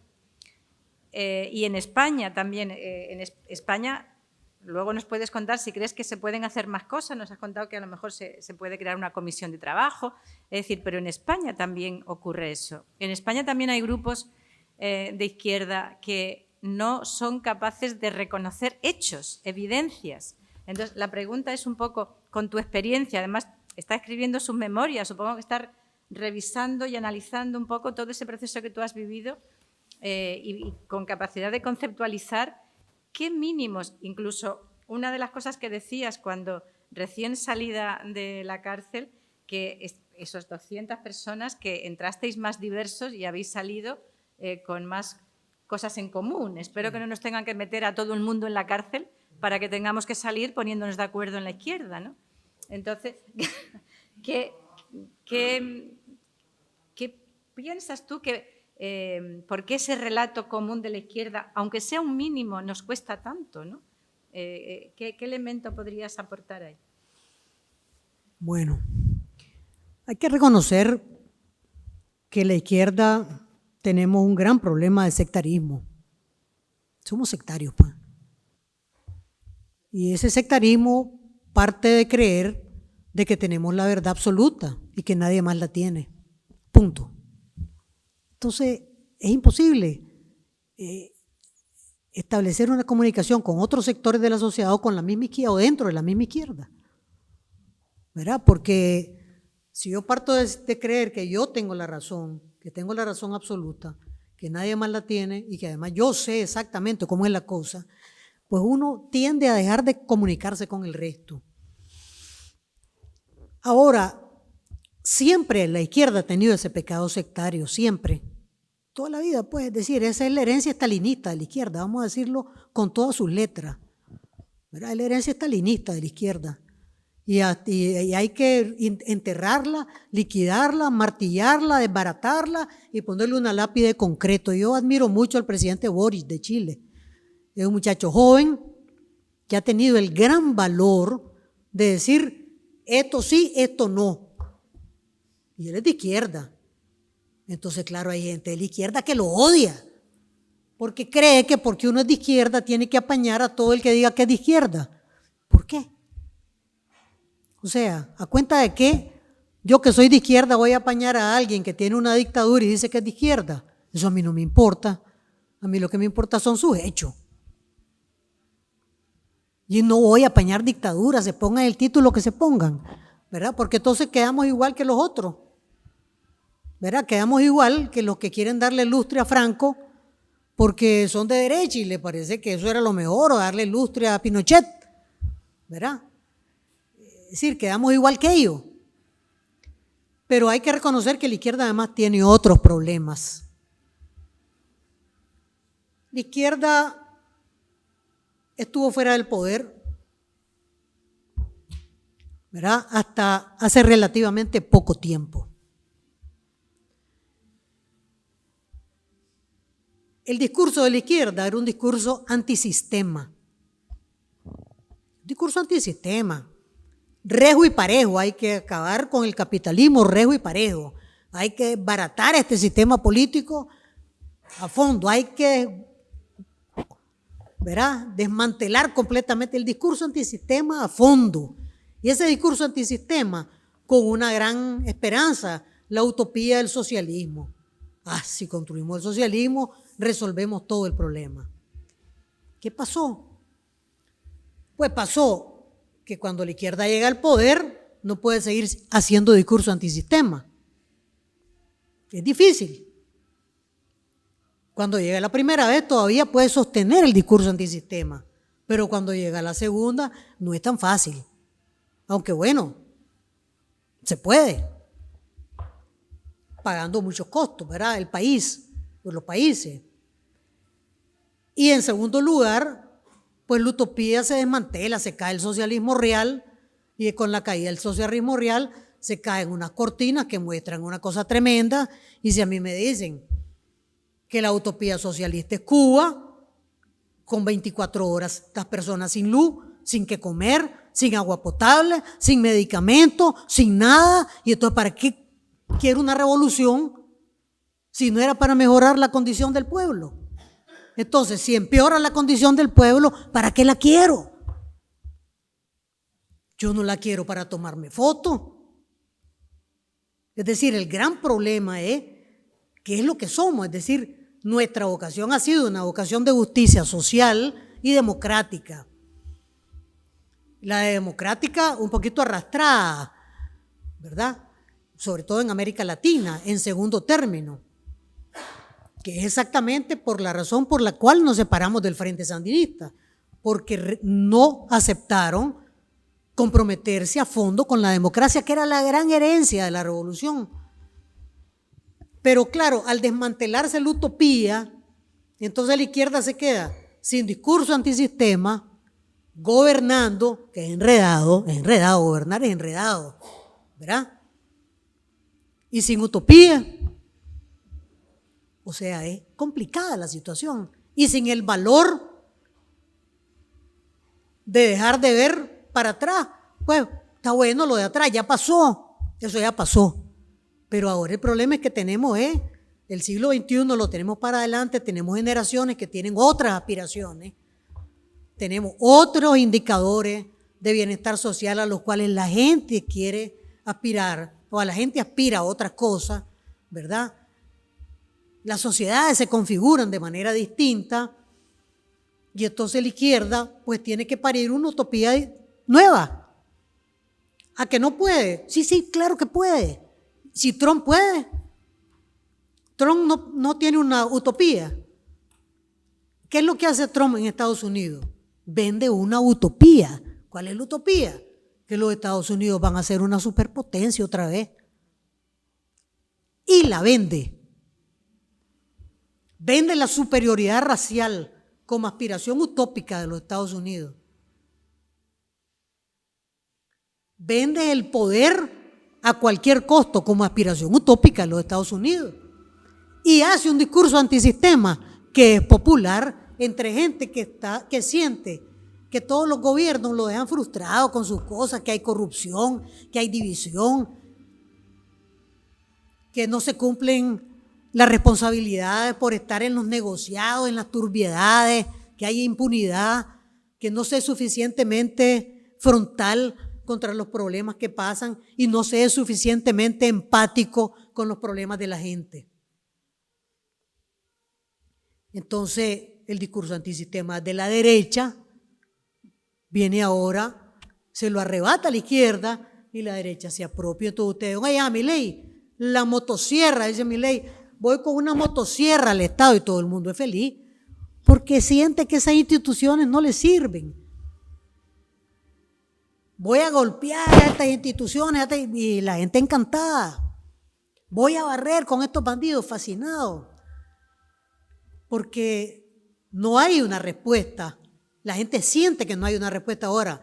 Si queremos que la izquierda recupere su capacidad de producir una utopía, ¿verdad? Y de producir un discurso a profundidad, pues tenemos que ver para adelante. Completa y absolutamente para adelante. ¿Verdad? Y tenemos que poner polvo a tierra, no en lo que nosotros queremos que la gente haga, sino en lo que la gente está aspirando. Porque hay cosas que nosotros queremos que la gente haga. Yo quiero que la gente haga esto porque, pues, uno de los problemas de la izquierda es que somos muy de ese planteamiento. Nosotros tenemos un diseño de lo que debe ser una sociedad solidaria, una sociedad más equitativa, etcétera, y queremos venderla. Pero se nos olvida que también hay que oír a la gente. ¿Qué es el punto que está planteando? ¿Qué es lo que está diciendo? ¿Cuál es el tema que nos está poniendo sobre la mesa? ¿Y cómo podemos manejar ese tema dentro de los parámetros de la izquierda del siglo XXI? Entonces ahí tenemos ese problema. Ahora, claro, la fragmentación es pues nuestro vicio sectario, desgraciadamente. Desgraciadamente, yo siempre, pues las veces últimas que he venido a España me meto en problemas, espero no meterme en problemas aquí, ¿verdad? Porque, pues yo entiendo que hay gente. ¿Eres ciudadana española? Sí, ahora soy ciudadana española, ya no me meto en problemas con España, pero me meto en problemas con gente que no soporta que uno diga Daniel Ortega es un tirano. Con toda su letra. ¿Y qué creen? Que yo lo digo con toda tranquilidad. Sí es cierto que yo estoy escribiendo mis memorias, pero yo llego a mi casa con el corazón adentro de la bolsa todos los días. Porque es un desgarro. Y no por Daniel Ortega, a mí francamente no me desgarra Daniel Ortega, no, me desgarran los muertos. Digo, la pucha, así, muerto aquí, muerto allá, esa mortandad terrible. Y uno ve esta cúpula idéntica a la dictadura de los Somoza. Dice, pero ¿qué pasó en este país? ¿Qué es lo que pasa, pues? ¿Cómo pasa? Y al sandinismo desprestigiado porque lo han desprestigiado los Ortega. Eso me duele a mí, naturalmente, pero yo tengo que reconocer lo que está en la realidad. Ahora, yo comprendo que hay personas a las que no les gusta escuchar eso porque se les cae su idealización, pues, y hay gente que dice, pero eso sería como reconocer que yo perdí una parte de mi vida yendo a ser solidario con Nicaragua. No, ganó una parte de su vida. La ganamos nosotros porque obtuvimos solidaridad, la ganó el pueblo nicaragüense. Es decir, esa es una cosa que no se borra. Yo combatí contra la dictadura de los Somoza y a mí me pueden decir cualquier cosa y yo sigo encantada de la vida de haber hecho ese papel. Aunque tengo todo el dolor de todos los muertos, pues sí, eso es una cosa con la que uno siempre camina. Pero no es una cosa que diga yo, me siento frustrada, pues, porque Daniel Ortega traicionó la revolución. Ese problema es Daniel Ortega, no mío. El mío es mantenerme en la fila. Ese es el mío. El de él se convirtió en tirano. Te ataco como tirano, ¿verdad? Porque, ¿qué vamos a hacer? Pero, pues, la izquierda le cuesta reconocer que Fidel Castro instaló una dictadura en Cuba fracasada, además que fracasó rotundamente. ¿Cómo va a ser posible eso? Y eso es difícil reconocerlo, porque este era un gran héroe de la lucha y resistencia antiimperialista que se desmoronó junto con el país. Es decir, es duro eso, durísimo, pero no tenemos más remedio que tragarlo. Tenemos más remedio que tragarlo. Es decir, ¿qué hacemos? Es decir, si queremos que la izquierda salga adelante, pues tenemos que asumir esas verdades, ¿verdad? Ya digo, espero no meterme en problemas con ustedes.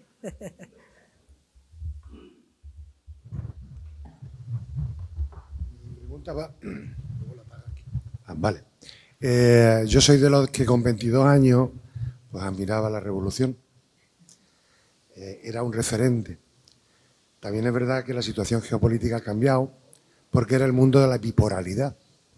O sea, a Somoza lo apoyaba un mundo y a Daniel Ortega o a la revolución sandinista le apoyaba otro. Y clarísimo es el apoyo, ¿no?, de uno y de otro. Pero había un mundo, un tercer mundo, que le daba una fuerza moral a Daniel Ortega. Y por ahí va mi pregunta, que era la teología de la liberación. La Iglesia, una iglesia combatiente, una iglesia que en el año 78 era muy fuerte en España, porque era la iglesia obrera la que montaba incluso manifestaciones. Muchos nos veíamos reflejados en esa teoría de liberación que existía en Norteamérica, en Sudamérica y en Sandín. Yo recuerdo, muy tristemente, la bronca del Papa, con perdón lo digo polaco, a Cardenal. Eso para mí fue un insulto como, digamos, educado en la religión católica, ¿no? Entonces mi pregunta es, ¿no hay nada? ¿La Iglesia no responde? ¿No se moja? Porque la Iglesia no tiene nada que ver con los chinos, ni con los rusos, ni con los americanos. O sea, la Iglesia no se llega a manifestar. Este Papa que va por ahí paseándose de lado a lado, hablando de pobres. La base de la teología de la revolución es la pobreza, que era... que yo no sé por dónde a Juan Pablo II, Pablo Wojtyła, nos dije un día que iba a declarar heréticos a lo de la teología de la liberación. Por eso es muy fácil en la Iglesia. No hay ningún movimiento dentro de la Iglesia, incluso de la Iglesia anglicana, porque el movimiento de la teología de la liberación no es solo católico, sino también es de otras iglesias, que por algún motivo condene moralmente. Ya no hablamos Naciones Unidas, porque eso no sirve para nada, porque si están los chinos ahí, derecho veto, punto. Pero la Iglesia no tiene nadie que le vete. Y si me dice que también hay una cúpula eclesiástica que sigue la marcha del señor Ortega, pues estamos, apague y vámonos, ¿no? Esa es mi pregunta. Muchas gracias por la conferencia. Bueno, el 99% de los sacerdotes y religiosas y seglares, probablemente casi todos los seglares comprometidos con la teología de la liberación están en el exilio. ¿Verdad? Los que sobrevivían están en el exilio. Padre Rafael Aragón en el exilio. Cantidad de gente en el exilio, porque se pararon frente a los Ortega Murillo también. Ahora, esta nueva generación de sacerdotes y religiosos ha ido gente muy valiente. El obispo Rolando Álvarez de Matagalpa, muy inteligente, él encabezó un movimiento plural, que incluía a las feministas, lo cual es mucho decir ya en Nicaragua, ¿verdad? Muchísimo decir. Incluye a las feministas, movimientos campesinos, ambientalistas, líderes de partidos políticos, líderes locales, campesinos, contra una concesión minera en Rancho Grande, en Matagalpa. Fueron grandes manifestaciones. Yo fui varias veces a Rancho Grande y el lugar donde nos reuníamos nosotros era en la parroquia, donde estaba el padre Pablo. Esa gente de la diócesis de Matagalpa eran súper valientes. ¿Dónde están? El obispo cayó preso, ¿verdad? Se negó a firmar un papel que teníamos que firmar para salir cuando nos sacaron. Entonces lo metieron en una celda, aislado, condiciones nefastas. Había estado casa por cárcel. Entonces lo agarraron y lo fueron a meter a una celda de aislamiento. Lo sacaron 9 meses después, bien golpeado. El vicario de la diócesis, preso, desterrado. El tercero, desterrado. Las 3/4 partes de los sacerdotes de la diócesis, o presos o desterrados. Los laicos que trabajaban en el comité pastoral de la diócesis estuvieron presos con nosotros y otros desterrados. Uno de ellos estaba a cargo de las redes sociales de la diócesis y lo sacaron una vez a medianoche de la celda. Y cada vez que se acaba un preso a medianoche uno tiembla porque es una cosa horrible en realidad.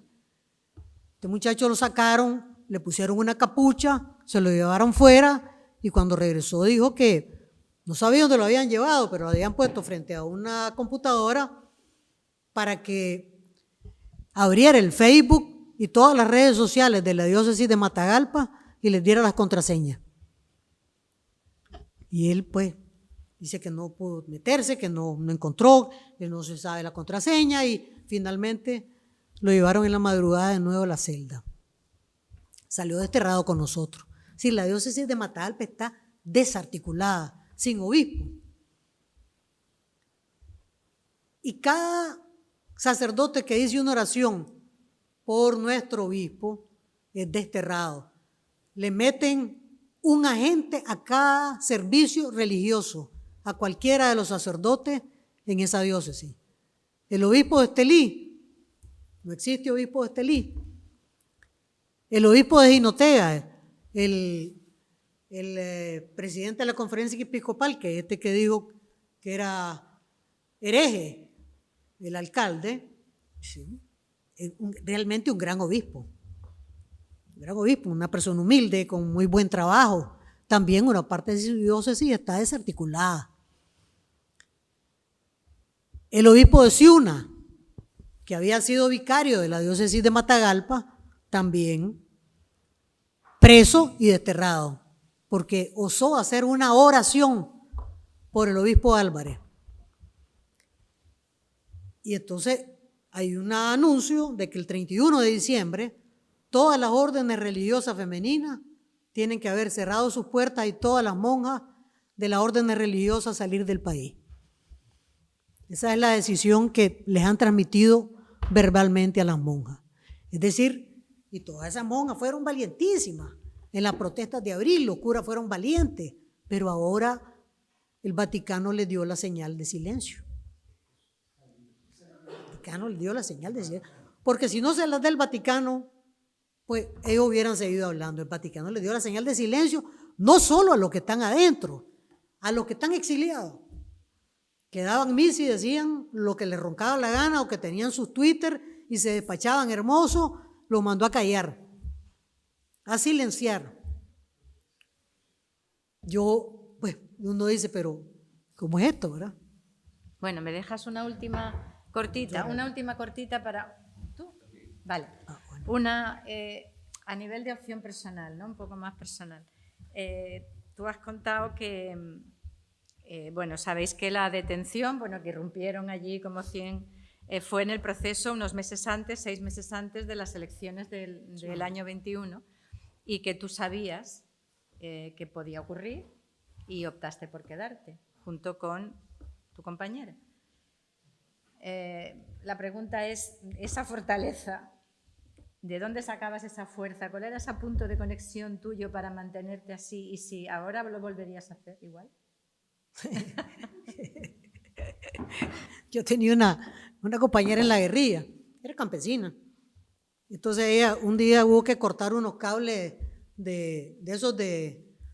unos cables de telégrafo, pues, porque íbamos a atacar un pueblo, para que la guardia no se pudiera comunicar, había que cortar el cable de telégrafo.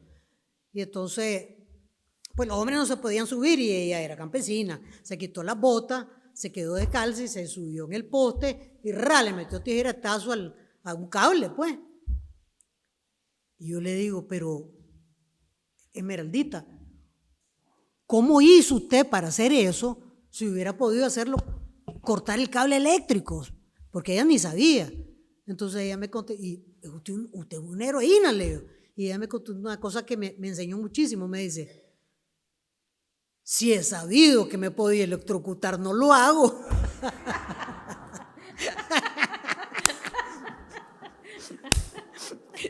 A mí siempre me pasa lo mismo.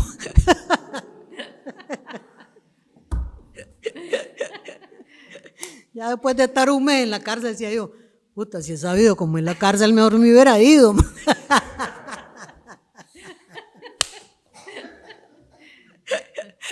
Entonces, de ahí, eso por un lado, pues, ¿verdad? Porque la ignorancia es atrevida, como dicen, ¿no? Y por otro lado, que hay veces en que uno no tiene más remedio que hacer lo que no tiene más remedio. Es decir, nosotros sabíamos que nos iban a capturar, nos avisaron, hubo gente que nos notificó, que nos dijo, van a llegar a buscarle, van sobre todo ustedes, la directiva del partido. Por lo menos 4 avisos recibimos. Y nosotros hablamos uno por uno, qué decisión tomaba cada uno. Y mi compañero y yo hablamos también qué decisión va a tomar cada uno, pues, porque cada uno tiene que tomar su propia decisión. Y entonces, ya habíamos estado clandestinas. Yo estuve clandestina desde octubre del año 2018 hasta marzo del 2019, o mayo. Ana Margarita también estuvo clandestina desde diciembre, medio, entrada y salida, hasta como el mismo mes, marzo. Ya para junio del 2021 no había ninguna movilización, nadie se podía mover ya. Las únicas personas que llegaban a una protesta eran 3 personas. Ana Margarita, Tamara Ávila y Suyén Barahona. Llamaban a la Procuraduría, a un montón de gente a declarar, las 3 con una pancarta, más otros 3 no sé dónde, más otros 3 así. Es decir, ya no había capacidad de montar una marcha, una movilización, ya el estado de terror estaba a fondo. Entonces, pues teníamos pocas opciones. El exilio voluntario no era una opción. Es decir, mi punto es, yo no voy a salir por mis propios pies de Nicaragua, punto. Salgo con mis propios pies, ¿verdad? La clandestinidad ya era demasiado riesgo para las personas que nos habían ofrecido alojamiento. Y nos llamaron, a mí me llamaron a decirme, mira, que está la casa, siempre a la orden. Pero pues son personas retiradas que corrían demasiado riesgo, ya eran muchos riesgos. Entonces solo nos quedaba otra opción, bueno, aquí esperémoslo pues. Ana Margarita ha decidido lo mismo, aquí lo vamos a esperar, porque al final de cuentas, tal como está la situación ahora, que no se puede protestar, presos nosotros le vamos a hacer más presión desde dentro que la que podemos hacer desde la calle. Es decir, es una opción de lucha, pues. Podemos hacer más presión estando presas que la presión que podemos hacer desde la calle. Y así fue, toda esa cantidad de presos hizo una presión elevada. Porque había muchos presos conocidos ahí. Y también en la izquierda eso jugó un papel importante. Yo tuve bastante respaldo y yo siempre agradezco y pues lo que quería finalmente también agradecer a ustedes toda la solidaridad que yo recibí, enorme, desde la izquierda, de todos lados. Menos pues de los segmentos ya más, digamos, ortodoxos, para decirlo de alguna manera, ¿no? Pero tuvimos una gran solidaridad. Te concedieron el doctor honoris causa en la Sorbona, sí, estando tú en la cárcel. Exactamente, estando en la cárcel. Entonces, yo siento que hicimos una gran presión desde la cárcel ahora, que pagamos un precio bien elevado, no le quepa la menor de las dudas, porque en lugar de cortar el cable del telégrafo, cortamos el cable eléctrico. ¿Verdad? Es decir, claro que pagamos un precio elevadísimo, elevadísimo. Pues porque pasamos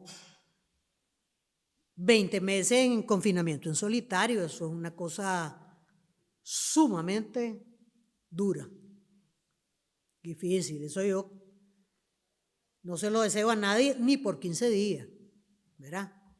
Ni por 3, ni por 4, ni por 5, ni a delincuentes comunes, ni a políticos, ¿verdad? Eso es una cosa completa y absolutamente brutal. Sin leer, sin escribir, sin papel, sin libros, ni la Biblia aceptaron que llevara. Yo me había animado con leer el Viejo Testamento, que están distraídos, pero nada. Ni ningún lápiz, ni lápices de colores, ni nada para pintar, ni, es decir, absolutamente nada. Ahí nada más lo que uno hacía con su propio cuerpo y la distracción que uno elaboraba en su propia cabeza. Entonces, son una cosa muy difícil, ¿verdad? Es decir, uno paga un costo alto, pero pues era lo que teníamos que hacer. Ahora tenemos que hacer otra cosa, pues, es andar hable y hable, ¿no? Y también estar en conexión con el país, que es muy importante. Pero bueno, como decía la Esmeraldita, si hubiera sabido, tal vez no me quedo ahí. Una pregunta más fácil y sin miedo a que te electrocutes. La última parte de la conferencia era la esperanza, el futuro. Y ese futuro, por lo que has dicho, dice, hay una descomposición del régimen.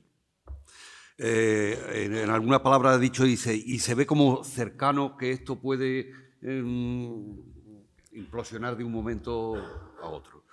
El bloque también está así, el bloque de poder. Y la siguiente cuestión a esta. Hace falta, por supuesto, en los procesos de cambio y los procesos estos de transición, los pactos y los consensos. ¿Se trabaja en eso?